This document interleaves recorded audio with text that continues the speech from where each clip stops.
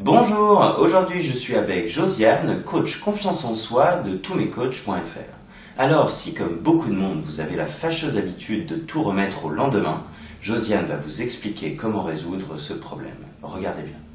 Alors que faisons-nous quand nous ne faisons pas tout ce que nous avons à faire? Eh bien, nous procrastinons. C'est un mot un peu compliqué qui vient du latin et qui veut dire retarder pour le lendemain. Alors nous savons tous bien tout ce que nous avons à faire, les montagnes de tâches qui nous attendent. Et puis on a beau faire des listes, on a beau lister toutes les tâches, etc. Eh bien, ça ne sert à rien parce qu'il y a des composantes affectives et cognitives et surtout comportementales qui arrivent là sur le champ. Je vais avoir des conseils à vous donner, et ceci en 4 points. Le premier point, arrêtez de mettre des objectifs trop élevés. Arrêtez de mettre la barre trop haut. Si vous devez ranger votre bureau parce qu'il est inondé de papier que vous n'y retrouvez plus, si vous pensez pouvoir le ranger en 1 heure, ça c'est mission impossible. Et vous allez bientôt être découragé et vouloir tout stopper. Une cliente à moi qui vraiment devait ranger ses dossiers, ses bureaux et qui est arrivée à mon cabinet complètement démoralisée. Donc nous avons décidé qu'elle rangerait d'abord une pile.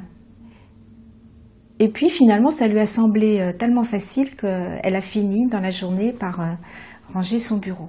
Donc c'est se fixer des petites tâches. Voilà, je vais ranger une pile et ça c'est notre deuxième point. C'est-à-dire, on coupe menu. On n'a pas un grand objectif, du coup ça devient un petit objectif. On coupe menu mais en même temps on se dit, ce sera fait.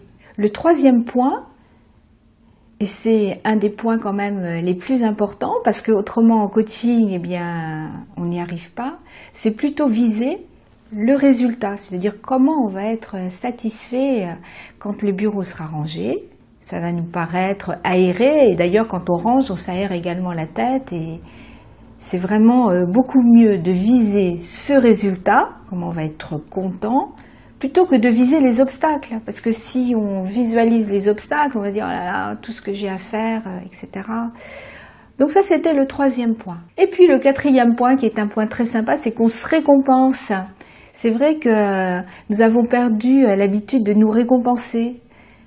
On est tellement dans une vie active que finalement on oublie de se cocooner un petit peu. Donc on se récompense une fois le travail achevé. On est tellement content qu'on peut s'offrir une barre de chocolat, n'importe quoi, quelque chose qui vraiment nous fait plaisir. Hein. Téléphoner à une copine, aller s'acheter un bon livre. En conclusion, retenez bien ceci. Si vous pensez que vous n'allez pas y arriver, choisissez toujours pour vous la solution la plus facile. Alors, allez-y!